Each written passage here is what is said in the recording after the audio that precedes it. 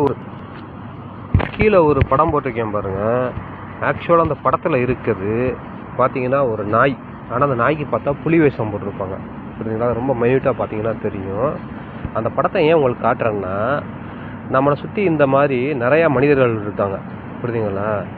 ஆக்சுவலாக அவங்க எப்படின்னா ஒரு சரக்கு இருக்காது, ஆனால் நம்ம முன்னாடி அவங்க ஒரு பவர்ஃபுல்லான ஒரு பர்சனாக காட்டிக்குவாங்க. புரியுதுங்களா? இந்த சொசைட்டியில் ரொம்ப பேர் இருக்காங்க. இதை ஏன் நான் சொல்கிறேன்னா, எப்போதுமே ஒருத்தவரோட தோற்றத்தை வச்சு யாரும் எடை போடாதீங்க. புரியுதுங்களா? எப்போதுமே பவர்ஃபுல்லாக இருக்கவன் நான் பவரானவன் யார்கிட்டையுமே அதை ஷோ பண்ணிக்கிட்டே இருக்க மாட்டான். புரியுதுங்களா?